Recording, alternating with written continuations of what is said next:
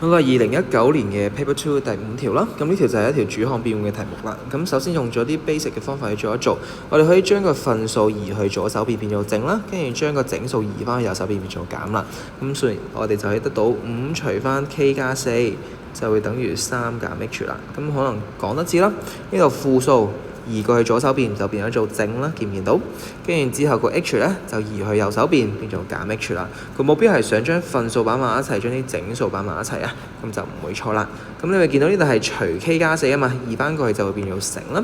咁所以你就會得到5等於3減 h 乘翻 k 加4。但係留意翻呢度 k 加4係乘成嚿3減 h， 我要強調翻佢啦，所以要加翻個括號俾佢啦。咁跟住我哋想用 k 做主項啊嘛，咁所以嘗試將個括號拆咗佢啦。咁就5等於3k， 再加翻12，再減翻 hk， 再減翻4個 h。好啦，慢啲講多次，3乘 k 得到 3k，3乘4得到12。咁負 h 乘 k 就係負 hk， 負 h 乘4就係負4個 h 啦。咁我哋想將啲同 k 有關嘅嘢留喺度先啦。咁 3k 喺度 ，hk 喺度啦。咁唔關事嘅就係12同埋負4 h 就可以掉到去左手邊啦。咁換言之就係5減12，再加翻4個 h。就會等於 k 抽出嚟就係3減 h 啦。講多少少，加12移過嚟，所以就變咗做減。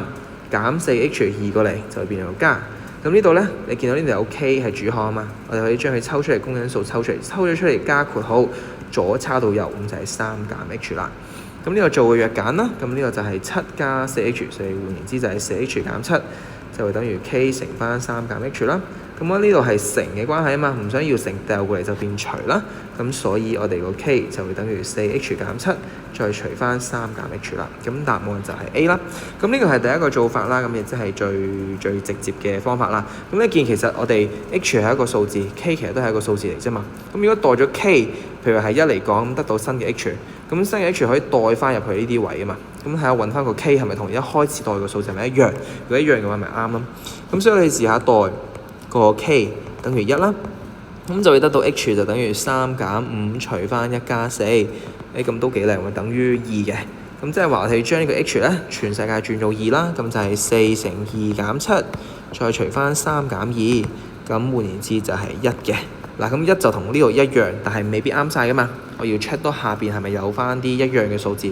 如果冇一樣嘅咧，就先係代表一定啱晒嘅。咁就係4乘2再減翻17。再除翻3減2啦，咁呢個等於-9，所以 B 就一定錯。咁跟住啦，呢個 h 真係代翻個2落去啦，4乘2再減7，再除翻3加2，咁呢個撳翻機應該係1/5，咁都唔係1啦，咁所以都係錯。